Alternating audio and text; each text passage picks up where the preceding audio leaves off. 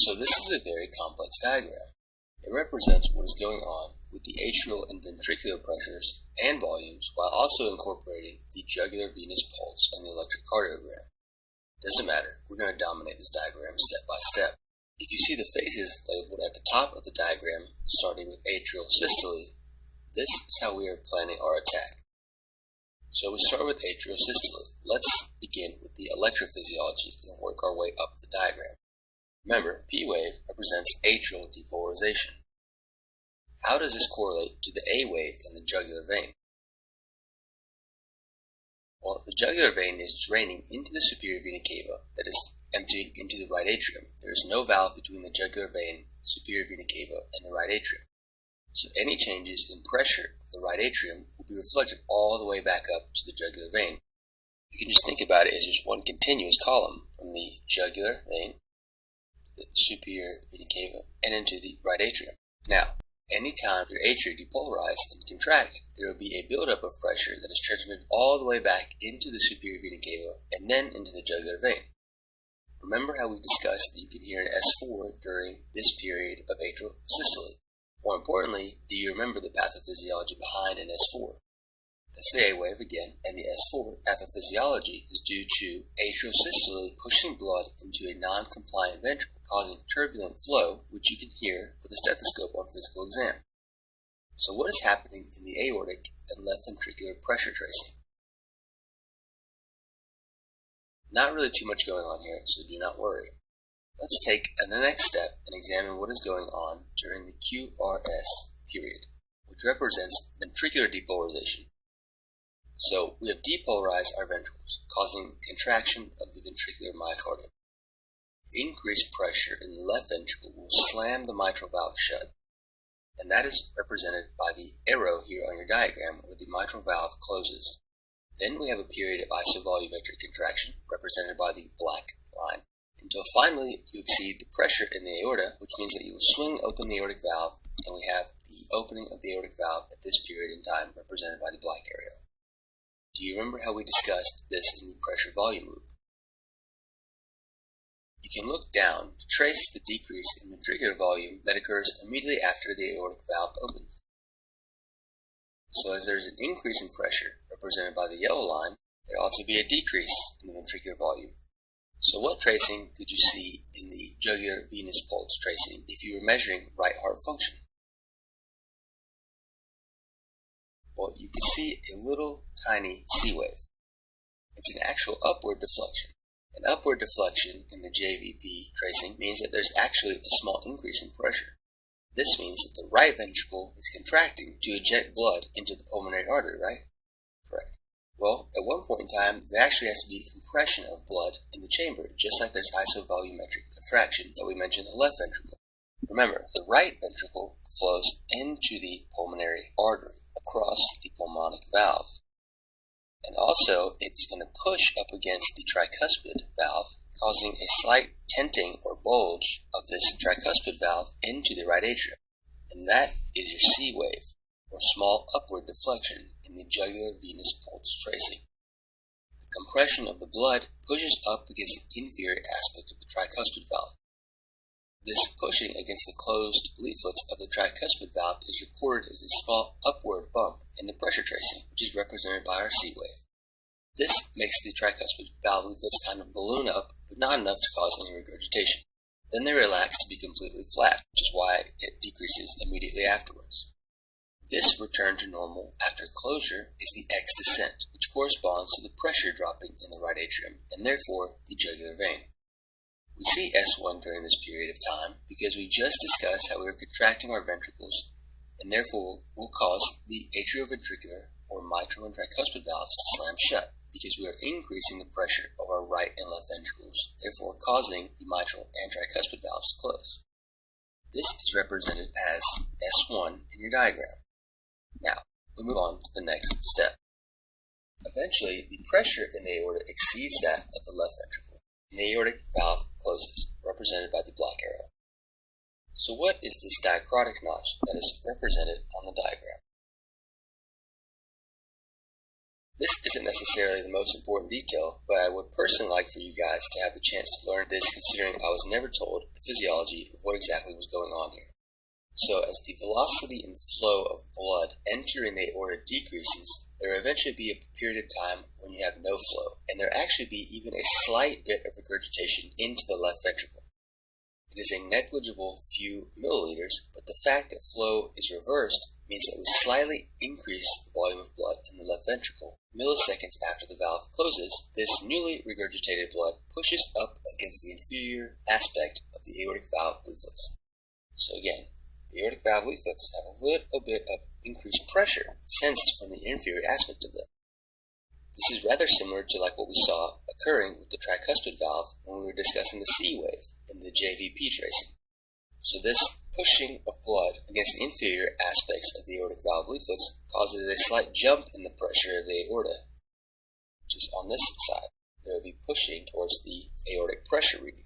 Eventually, these valve leaflets will return back to normal, and you get a diachrotic notch because of this really quick increase and then decrease in the aortic pressure reading. We can now let go of the aortic pressure reading because there will not be anything happening as the pressure in systole drops down to the pressure recorded in diastole. Let's look at this little spike in the left atrial pressure tracing that occurs here. Take a pause here and try to figure out why this little jump is present. That is followed by a sudden decrease. There's a small increase and then decrease. Remember how I told you that some of the blood from the aorta regurgitates slightly into the left ventricle and causes a bulging of the aortic valve? Well, if you fill that left ventricle to capacity, that represents that. This left atrial pressure tracing also resembles what was going on with the diachrotic notch. There's a little bit of regurgitated blood that causes an increase in the volume of the left ventricle, and that pushes also on the inferior aspect of the mitral valve leaflets. And that causes an increased pressure tracing, followed by the valves returning back to normal, so they pouch up a little bit, and then they return back to normal, and that is your descent. S2 occurs in this segment because it is the closure of the aortic and pulmonary valves. We just discussed how the increased aortic pressure over the pressure in the left ventricle will cause the aortic valve to slam shut. The aortic valve leaflets are trying to move in the direction of the decreased pressure, which is in the left ventricle. Now what about the V wave? The V wave in the JVP tracing corresponds to filling of the right atrium. We forgot to mention the T wave here that represents the ventricular repolarization. This seems kind of off because if you look higher up the diagram, you see that it is placed in a spot where the ventricular volume is still decreasing in the segment. But this is actually just because the electrical changes that are occurring in the repolarization are one step ahead of the contractile forces that are changing the volume and pressure tracings. Remember, once you depolarize the muscle and increase the calcium in the cells, you have an all or none phenomenon. The last block of this diagram we're going to break down is diastole. In diastole, we need to have, first of all, the opening of the mitral valve so we can fill that left ventricle. You can see here that the left atrial and left ventricular pressure tracings match up. That should make a lot of sense, right? There is no mitral valve separating the two chambers, so you can consider it one continuous chamber. So the mitral valve leaflets are open. The left atria is directly connected with the left ventricle. So the pressure tracing of these, you can consider it one column. It should be the same. Again, in this section, we see an S3 popping up right when the mitral valve would be opening. Can you remember what an S3 is caused by? That would be the rapid filling of the ventricle as soon as the valve opens, allowing blood to hit that ventricular wall, making it expand very quickly. When this blood smacks against a non-compliant wall, you can actually hear an S3. So as we see blood rushing in, it can smack against this ventricular wall, causing a potential S3 heart sound. Sometimes this is non-pathological because it can occur in young individuals that exercise a lot, or pregnant women that have high plasma volumes. So consider the population if you are being asked a question on this. The last element that we need to discuss is in the JVP, to the Y slope. What does this represent? Remember, both atrioventricular valves are wide open right now, allowing the emptying of blood from the left and right atria into the respective ventricles. So there will be now more room in the atria for blood to be emptied from the jugular vein via the superior vena cava. This is why you see a downslope in in the jugular venous pulse because blood is being emptied into the atrium. Before we discuss splitting, let's quickly review the definitions of S1 and S2. The S1 heart sound is created by the closure of the atrioventricular or mitral and tricuspid valves, and the S2 heart sound is composed of the closure of the aortic and pulmonary valves. So the mitral valve usually closes a little bit before the tricuspid valve, but the difference is so small that to the human ear you will never really hear the two separately, unless for some reason you had a significant pathological condition like bundle branch block that limits one ventricle from contracting in synchrony with the other. On the other hand, the separation of the S2 heart sound is a little bit larger and can actually vary depending on respiration, specifically increasing the time between aortic and pulmonic components on inspiration. So how does taking a deep breath cause the S2 heart sound to be heard into its two individual components? This is an incredibly important concept because it tests your understanding of chest wall physiology. Now remember, thorax is a closed system. So when you take a deep breath and you expand this space, you create a negative pressure inside the thorax because you're pulling these components out, causing an expansion of whatever vessels or structures are within the thorax. The diaphragm moves inferiorly, and the accessory respiratory muscles can also help expand this chest wall to achieve this overall function. Now what does this do? Let's review. It creates an intrathoracic negative pressure. So what does this negative intrathoracic pressure do to the compliance of the pulmonary vessels? Think back here to what compliance actually means. Compliance is the relationship between what a change in volume would do for a given change in pressure. So this increase in negative intrathoracic pressure means that we will decrease some of the transmural pressure on the pulmonary vasculature. So this is a pulmonary vessel, and the negative intrathoracic pressure will help alleviate some of this transmural pressure, in addition to the expansion of the lungs, opening up some of the capillary networks. This allows the pulmonary vasculature to hold a lot more blood because we have opened some capillary networks and decreased some of the resistance of the pulmonary vasculature. Because that right ventricle and that right atrium are directly connected with the pulmonary vasculature, this will help pull more blood to the right side of the heart. Remember, the venous return is the venous pressure minus the right atrial pressure. And this increase in negative intrathoracic pressure will further decrease the right atrial pressure, causing an increase in venous return. So try to break it down into this very simple way.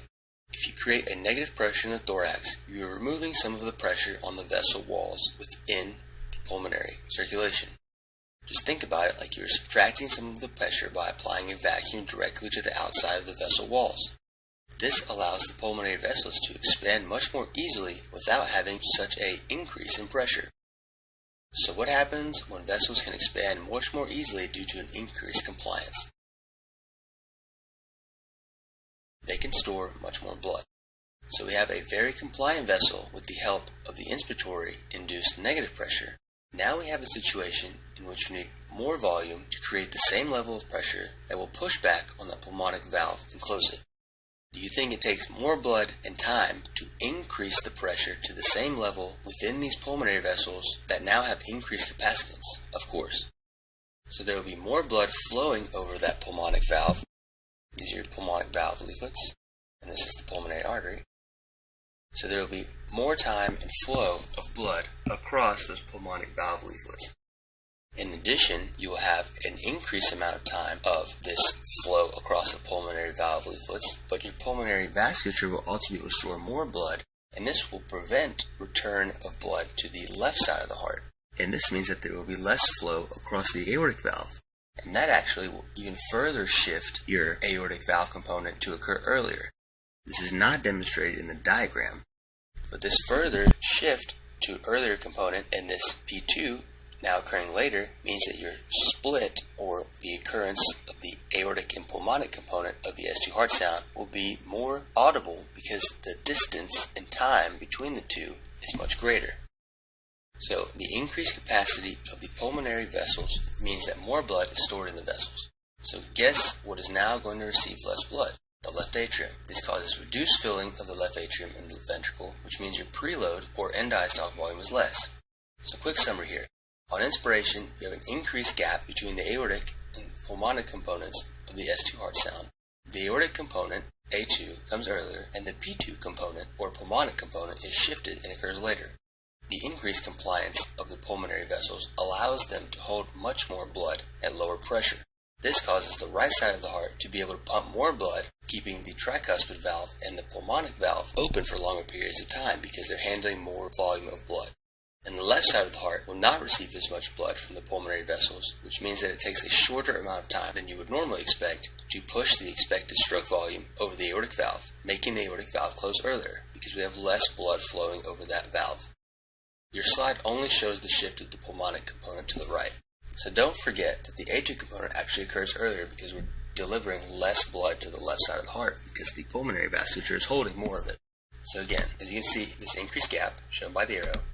Now what about a paradoxical split? Let's discuss the three other types of splitting: wide, fixed, and paradoxical. Wide splitting is a relatively easy concept.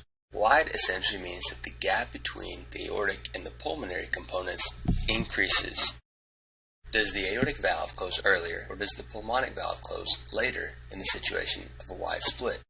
Usually there is pathology going on with the right ventricle, causing the closure of the pulmonic valve to be abnormally delayed. So a wide split usually has some sort of pathology with the pulmonic valve, and it is more prominent on inspiration due to the increased negative intrathoracic pressure's effect on the pulmonary vessel capacitance. Now what are some things that could cause the delayed closure of the pulmonic valve, causing a wide split? Well, just think about it. To close that pulmonic valve, we need to pump blood into the pulmonary artery, causing increased pressure in the pulmonary artery, so that there's now a pressure gradient where the pulmonary artery pressure has increased greater than the right ventricular pressure. Therefore, this would close the pulmonic valve. So anything that causes that delayed contraction of the right ventricle, such as bundle branch block or some intrinsic pathology of the valve itself, such as pulmonary valve stenosis, will inhibit that valve from closing. So next up, we'll discuss some paradoxical splitting. Let's compare the two because you have physiologic and paradoxical splitting. Remember, unless something is wrong with the heart, you should always expect the aortic component of the second heart sound to occur before the pulmonic component. Would you consider it really confusing if these reversed, with the pulmonic valve sound coming before the aortic sound? I'd say so. I might even go as far as to call it paradoxical. So take a second here and think. What are some reasons that would cause the reversal of the order of the aortic and pulmonic heart sounds? Let's say that someone had an MI and some of the cells in the conducting part of the left bundle branch died. So the left bundle branch, those cells died.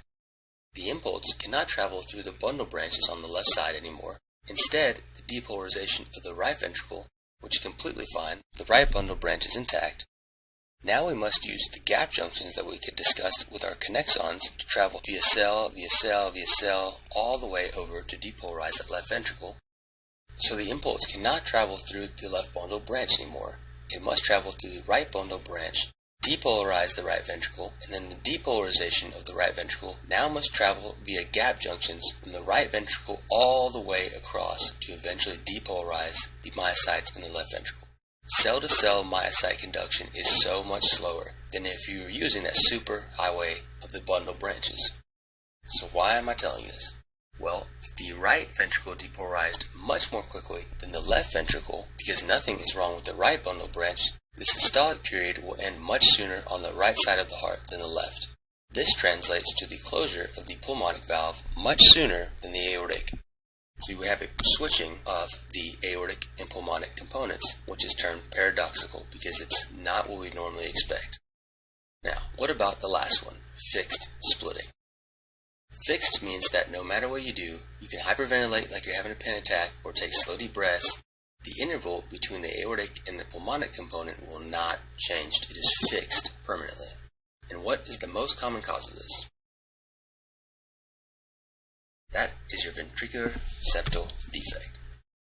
So rather than just tell you it's a VSD, let's just kind of think about what is happening with the VSD to make the two sounds that always occur at the same interval apart, no matter where in the respiratory cycle we are. So remember, an interventricular septal defect, which is most commonly due to a defect in the membranous component of the interventricular septum, causes a left to right shunt. Blood that should be in the left ventricle is shunting across to the right ventricle. This means that we will have increased flow through the right ventricle, and means we will have a decreased volume flowing across the aortic valve. So again, this VSD causes a left to right shunt, causing more flow in the right ventricle, which means increased flow across the pulmonic valve and a decreased flow across the aortic valve. No matter if you change the intrathoracic pressure or not, this shunt will be maintained, and so will the split. This can also happen with an ASD because all you need is some sort of abnormal communication between the left and right side of the heart that increases the volume of blood on the right. But you most commonly will see it with a ventricular septal defect because the pressure gradients between the left and right ventricles are much more profound in comparison with the pressure gradients between the left and right atrium. And usually the defect in a ventricular septal defect is much larger than the defect in a atrial septal defect.